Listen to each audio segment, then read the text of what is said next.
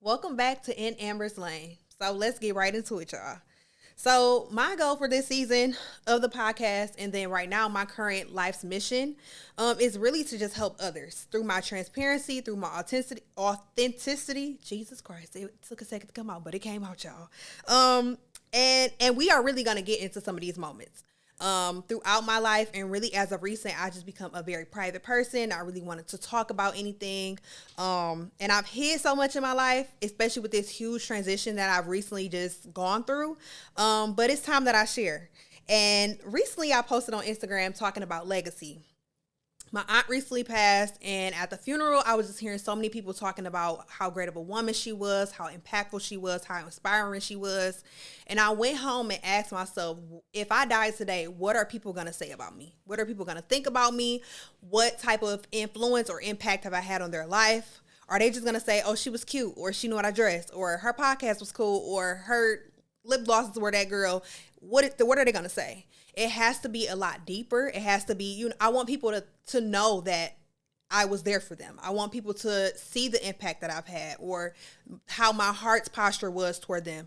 I want people to see the genuine me, and not necessarily just the outer surface of what's going on. And so I wanted to be, she inspired me. She helped me to accomplish things. I watched her go through, and I was able to agree with her, or to understand how she was feeling. And so in this episode, I want to talk about the old you not being the new you. In the previous episode, I was telling you guys some of the things that I've learned in this transition of my life. But we have to teach people that the old us is no longer the new us. A lot of people, we go through transitions in different seasons in our life. God molds and shapes us. And what happens is people will continue to treat us the exact same way that they remember us to be. And so the first thing that I want to talk about is, how do we successfully teach people that the old me ain't the new me? And yes, I said ain't, because ain't is a word in my book. But you allow what you teach. Somebody very important in my life, Antara McCoy, told me that a few years ago. You allow what you teach. And so the first thing that we need to do is to ask God to lead and guide us into the person that he actually wants us to be. What is our purpose? We can't just keep doing things the same old way and thinking that we're going to get different results. Our goal has to be, God, who do you want me to be? What capacity on this earth? Because honestly, life is as a vapor. People are just leaving this earth left and right. But what is your purpose on this earth? And so that plays a huge role. If you don't know who you are, you cannot teach people how to treat you. You can't teach what you allow, because you don't even know who you are. So that's the first thing, is identity in God.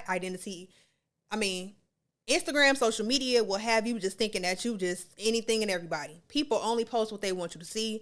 Your perception of someone is only what they present to you. So the first thing that I want to talk about is, one, set boundaries. It's a hard thing to do. It's not easy, but set those boundaries.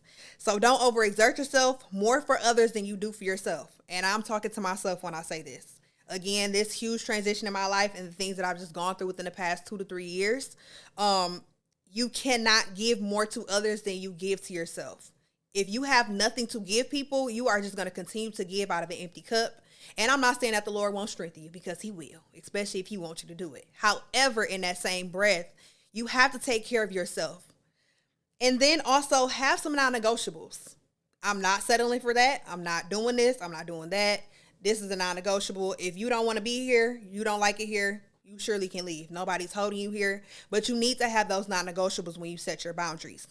And it's just some things that you just cannot tolerate anymore. As you grow, as you go through different seasons of your life, it's some things that I took at 16 that I'm not taking at 29. It's some things I took in February that here we are in June, I'm not taking it. So you just have to set your boundaries. You have to do it. It may be hard, it may be uncomfortable, but you have to do it. The next thing I want to talk about is communication. We live in a society, in a world where texting is just, we don't want to talk to people. We want to have a phone call. We don't want to have a sit down and have a conversation face to face with people. So people are used to you being the way that you've always been. If you've been this way all of your life, so I'll take me. If I've been this way 29 years of my life, people only know that certain Amber. People don't know the new Amber that has evolved and transformed. So with that being said, you just have to communicate that. Hey, Be explicit. I'm going to talk about it a little bit more in depth, but be explicit in your conversation. Hey, I've gone through this transition in my life. I want to let you know, you don't have to go into details about it, but having that conversation with people and letting them know, hey, I used to tolerate that. However, now I can't do that anymore. We're not playing those games anymore. I've had so many friendships and relationships that have ended because communication. It just left. Not saying that it was on myself or on the other people, but it just was a form, like communication just completely diminished. And so that happens a lot of time though in transition. When you are going through different seasons, God will separate you where he will have you by yourself, or he's transitioning those people around you. They can't go everywhere that you're going. If you are really walking in your true God-given purpose, everybody cannot fulfill that purpose with you. Certain people are just there to watch. Certain people are there to sow. Certain people are there to be out there in the ground working with you. But everybody is not there for the right intention. And so you just have to, again, this is like, it's uncomfortability, but uncomfortability produces growth. Next, this one is good, y'all. Y'all got to come in closer. Give grace with warnings. You have to give grace, but you also have to give a warning too. You have to love, but you also have to be a little firm in what you say. So you may try to slip up and treat me how you used to. I'm going to say, you know what? Hey, friend, we not doing that no more. We not tolerating that no more. I love you. I'm going to talk to you in the sweetest, cutest voice that you've ever heard in your whole entire life. But I'm giving you a warning because I don't want you to cross that boundary again. You do it again. Hey, friend, I know we talked about it a couple weeks ago, but we not doing that no more. I'm not taking that no more. I've gone through X, Y, and Z. And if you my friend for real, you already know what type of time I'm on. You already know I'm on one. So we not doing that. You do it again. God bless you, babe. Pray that the Lord keeps you and strengthens you. I'm out of here. The Bible even talks about that if you go through the levels of forgiveness, that if they've continued to harm you, you have to just let them go. Like, it's nothing wrong with that. I think a lot of times in our life, we just want to hold on to certain people in our life because they've been there for so long, when in actuality, sometimes they just have to go. I love you. I gave you your warnings. 3 times is a charm, baby. You went from green to yellow to red. Now we're done here, okay? You can't be in this space. Protect your space, but give grace with warnings. Next, you have to be consistent. Whatever I'm telling you right now, you can do those things, but you can't do it one time and think that you're going to get results from it. You have to be consistent. You have to be consistent in your boundaries. You can't say, okay, it's okay for you to cross this boundary one time and I'm not going to say anything. No, once you set those boundaries, once you have given everybody their fair warning, hey guys, I'm new, I'm different. This is her. Her don't live here no more. Like you have to just keep moving on and be consistent. Consistency is key.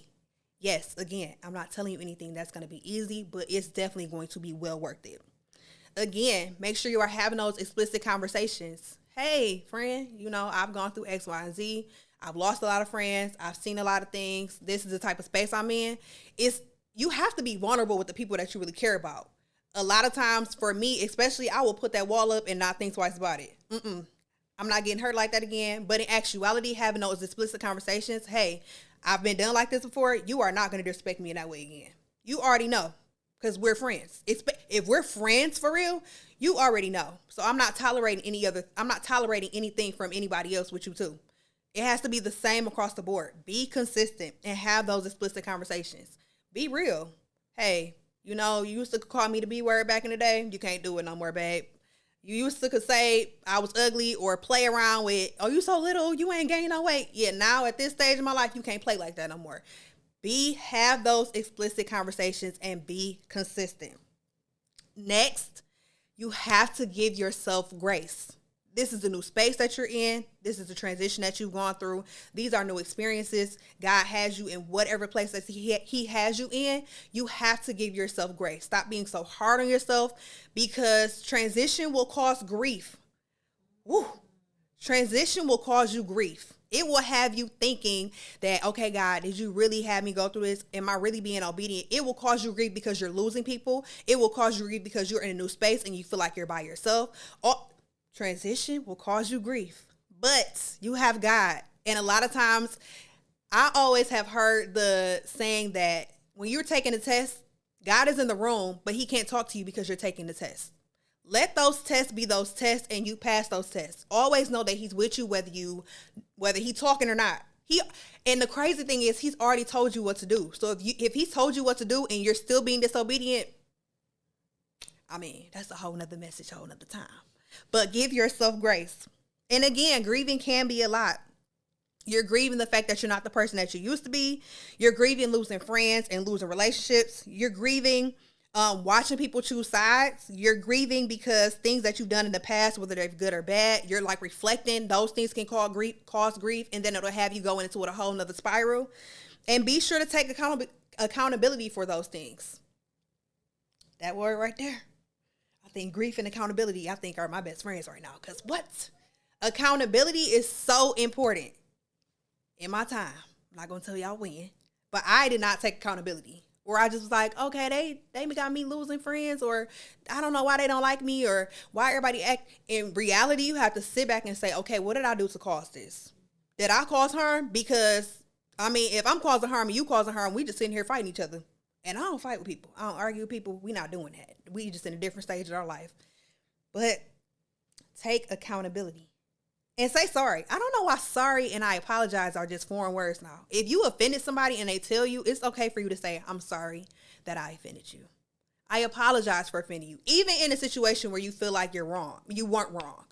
The Bible tells us to do that. If someone has an ought against you, you have to lay your gift down. The Bible don't say if they got an ought against you, they got to lay that gift down and come apologize. No. If someone has an ought against you, you know it, you have to lay your gift down and go reconcile. Reconciliation is, listen, that last series at the church, I mean, we getting into it because it's called Get It Together. We getting it together, and unforgiveness was one thing. And that's something else too. When you are going through transition, you will see yourself. Let go of that unforgiveness. Let go of anything that you know you've been harboring and holding. Let it go, because you cannot know your true identity in God if you have all of these other things that you are carrying and baggaging up. Ask him to take it away. Again, it don't feel good. This ain't like, it's not the best. You know what I'm saying? It's just, you have to just, you know what, Lord, you take it. I'm here. I'm going to be obedient, and I'm in this transition with you. So again, make sure that you're giving yourself grace. I want to dig a little bit back into learning accountability and having accountability. Make sure you have a partner or a friend, a spiritual leader, or whoever that will hold you accountable, but also hold yourself accountable. It's okay for you to have a partner. I'm telling you, this year, God has really done his big one with my circle, because I have people like, hey, yeah, what happened with that new business? Hey, Amber, what happened with that? You said you was going to do this. And I'm just like, oh, y'all make me sick. I want to punch everybody. But it's good to have those people that are going to hold you accountable. Hey, Amber, you didn't really say that so nice. You probably should go back and apologize. Hey, Amber, that was you that time. That wasn't her. That wasn't him. That really was you. You was acting out of character.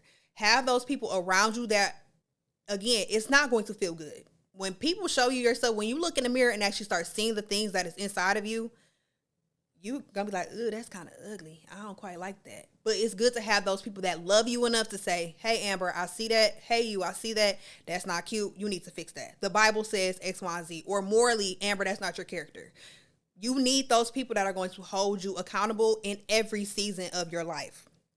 And evaluate the things that got you off track. We can't look so far in the future that we don't evaluate the past. The past, yes, is a past for a reason, but we need to go through and see, okay, how did I get here? How did I get this way? How did my character change? How did I become a savage? I mean, because we going to talk about it. We going to talk about it this season. You hear me? You need to go back and evaluate yourself. Evaluation, self-reflection is key. It needs to be done. You can't think that everything is somebody else and nothing is you. You have to do a complete that needs to be daily work, honestly. Whether you in the faith or not. That's what the words say. I didn't write it.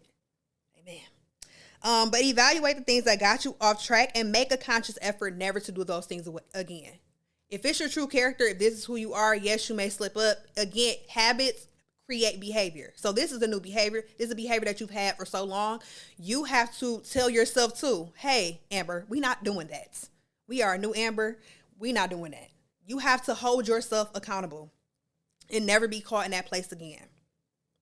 Again, stay authentic and stand 10 toes down. even in the transition as a new individual. Even in the transition. So you got to stand 10 toes down with yourself. Again, hey, we not doing that no more, Amber. That was your old character. You're not the same Amber you were 3 months ago. We not doing that no more. You got to stand 10 toes down with yourself and with other people. Stand on it. Be about it. And don't play about you anymore. The days are over for us to be playing with ourselves, because what's happening is when we play with ourselves and we are not doing what we're supposed to be doing, we are hindering other people from getting where they're supposed to be. It may seem like, oh, it has nothing to do with me. People shouldn't be watching me. Our lives affect everybody, especially if you are a believer. We should be living a certain kind of way anyway, where people should be able to see God in us, and we should be impacting people's lives on a daily basis. So make sure that you're not playing with yourself, because you could be hindering somebody else. And then now you got to answer to God when it's all said and done. The Lord, I did. And he like, nope, but you was supposed to do this and you supposed to do that. And I told you to do this, and you was hard-headed and you was disobedient. And the last thing you want him to say is, I don't even know who you are. It's sick. It's crazy. I ain't going to be caught there. I'm going to walk right in them gates. I'm going to tell you that right now. I'm not playing with y'all no more. If you see me on Instagram acting crazy, for the Lord, just know that he didn't got a hold of her. He put me in a chokehold, and we out of here. But make sure you're not playing with yourself. Do everything that you're supposed to do. You want to die empty. I heard that a while ago, and I thought, like, what does that mean? Or that's kind of crazy. But you want to die empty. Every single thing that God put inside of you from the very beginning, you want all those things gone. It does not benefit anybody or yourself to have so many gifts and nobody knows what they are. It doesn't make sense for you to have so many purpose, God-given things for you to accomplish, and you don't accomplish them. Because who did you hinder? Not only did you hinder those people that you were supposed to touch, but you're hindering yourself.